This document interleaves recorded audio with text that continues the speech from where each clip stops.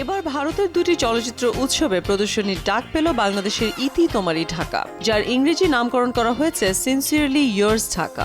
ভারতে অনুষ্ঠিতব্য আওরঙ্গাবাদ আন্তর্জাতিক চলচ্চিত্র উৎসব ও জয়পুর আন্তর্জাতিক চলচ্চিত্র উৎসবে প্রদর্শিত হবে ইমপ্রেস টেলিফিল্ম প্রযোজিত ও 11 জন তরুণ পরিচালক নির্মিত এই চলচ্চিত্র। আওরঙ্গাবাদ আন্তর্জাতিক চলচ্চিত্র উৎসবে দ্বিতীয় দিন আর জয়পুর আন্তর্জাতিক চলচ্চিত্র উৎসবে উদ্বোধনী ছবি হিসেবে দেখানো হবে সিনসিয়ারলি ইয়ার্স ঢাকা। জানা গেছে ষষ্ঠবারের মতো ভারতের মহারাষ্ট্রের অন্যতম শহর আওরঙ্গাবাদ আন্তর্জাতিক চলচ্চিত্র উৎসব।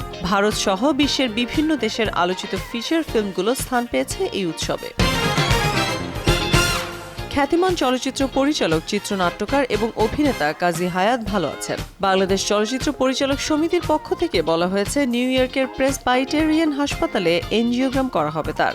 এছাড়া কাজী হায়াতের ছেলে কাজী মারুফ তার ফেসবুকে এক স্ট্যাটাসে লিখেছেন, প্লিজ কোনো অপপ্রচার চালাবেন না, আমার বাবা ভালো আছেন। গত বছরের মার্চে নিউ ইয়র্কের মাউন্ট সিনাই হাসপাতালে একবার চিকিৎসা নেন কাজী হায়াত। সম্প্রতি আবারও অসুস্থ বোধ করছিলেন তিনি।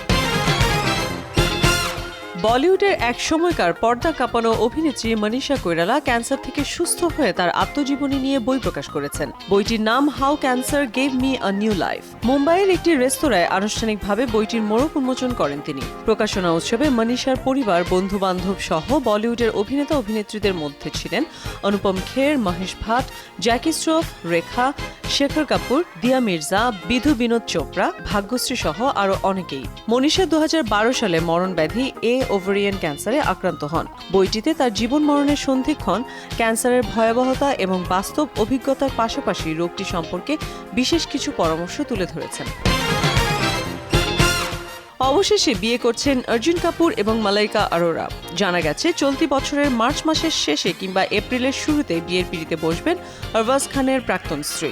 ইতিমধ্যেই নাকি অর্জুনের সঙ্গে তাঁর বিয়ের দিন তারিখ নিয়ে নিজের পরিবারের সঙ্গে আলোচনাও সেরে ফেলেছেন বলিউডের এই অভিনেত্রী। মালাইকার পরিবারের প্রত্যেক সদস্য যাতে বিয়ের দিন হাজির থাকতে পারেন, সেই কারণে আগে ভাগে তাঁদের বিয়ের দিনক্ষণ জানিয়ে দেওয়া হয়েছে বলে জানা যায়। পরিবারের সদস্য এবং ঘনিষ্ঠদের নিয়েই অর্জুন কাপুরের সঙ্গে চুপিসারে মালাইকা বিয়ে সেরে নেবেন।